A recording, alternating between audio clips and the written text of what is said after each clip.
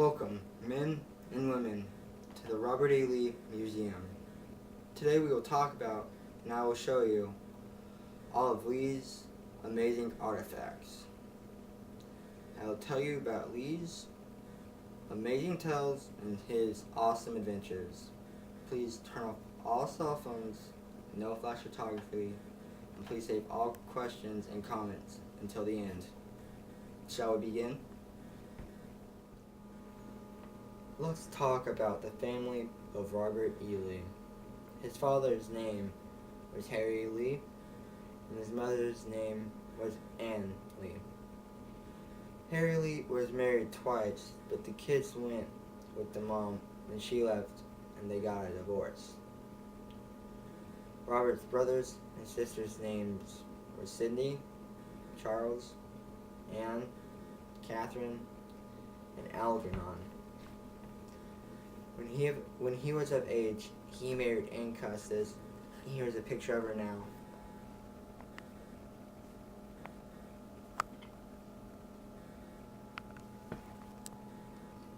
They had three children.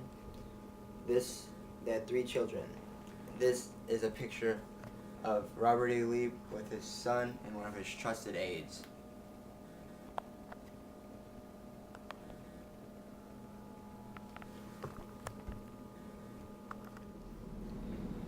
Unlike the Union, the Confederates had two different flags, and each flag told a different story. They had the national flag and the war flag. The national flag, which flew over the capital of the Confederacy, was red and white with a blue square and white stars inside of it. The war flag was red with a blue cross and white stars inside of the blue cross. The war flag was required by all armies to be flown into battle. Robert E. Lee always had this flag with him.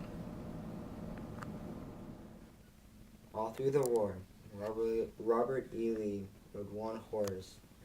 That one horse's name was Traveler. Robert depended on this horse all throughout his march through Georgia and South Carolina up to the Union capital. You see, being the leader of his army, he was higher ranked than the other soldiers. The only people allowed to ride horses were high-ranking officers in the army. All through the war, Traveler never got injured, and Robert E. Lee rode him to the end. One thing you may not know about Robert E. Lee is that he is related to the Fitzhughs. I can trace my family heritage back all the way to a man named Thomas Fitzhugh. Now, Thomas Fitzhugh is the brother of William Henry Fitzhugh.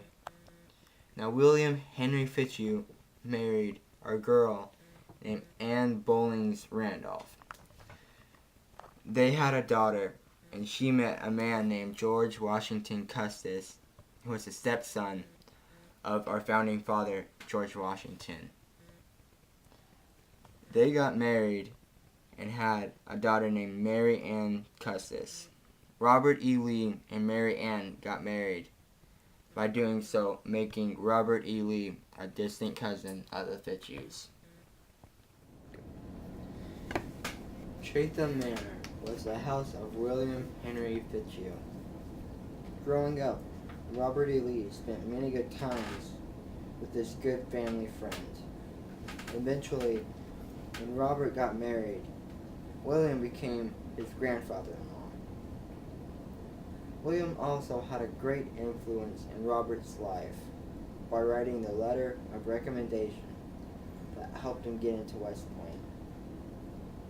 West Point was just the start of his military career and helped him become the great general that he was.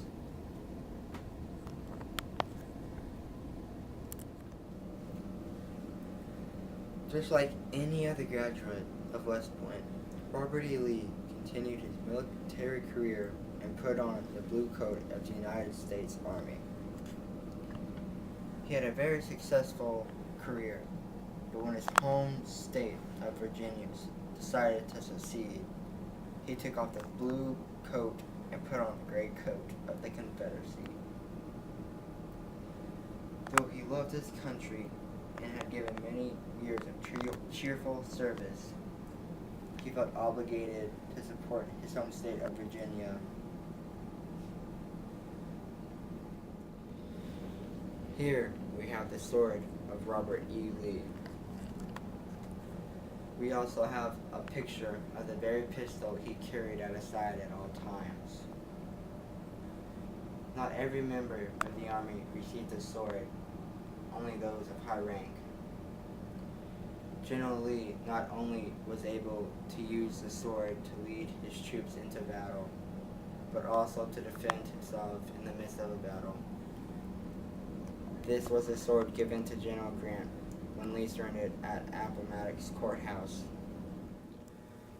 Robert E. Lee owned a place called Arlington House.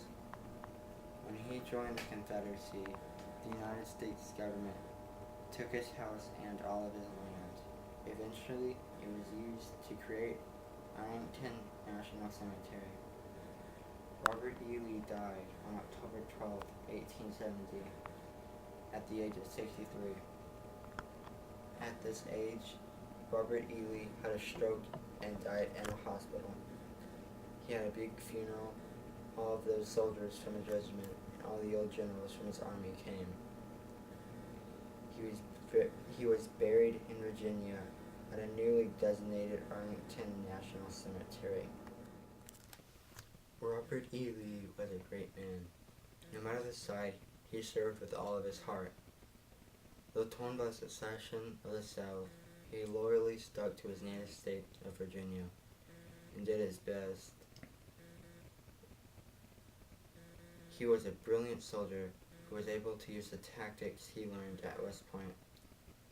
His gracious surrender to Grant showed what a gentleman he truly was. Though many may disagree with what he fought for, all must admire the man he was.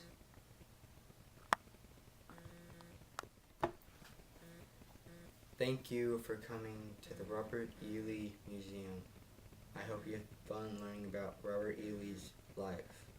Are there any comments or questions? Yes, you.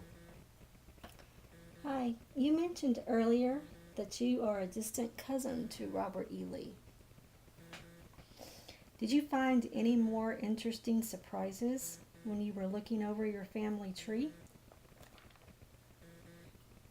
Yes, two things. One, I touched on briefly. Robert E. Lee's father-in-law is the grandson of George Washington, our country's first president. And two, Robert E. Lee's grandmother-in-law, Anne Boleyn Randolph, was the daughter of Pocahontas. Wow. Any more questions? Yes, you. Which battle fought by Robert E. Lee was his worst defeat? The Battle of Appomattox Courthouse is where he suffered his greatest defeat. He lost a huge amount of soldiers in this battle, and was evident that there was no way he was going to win. He eventually surrendered to General Grant here. Any more questions? Yes, you. After Robert E. Lee retired, what did he do with himself? When the war ended, he left and retired and became a farmer. Any more questions? Okay, no. Thank you for joining us. I hope you return to the Robert E. Lee Museum. There's the exit, and goodbye.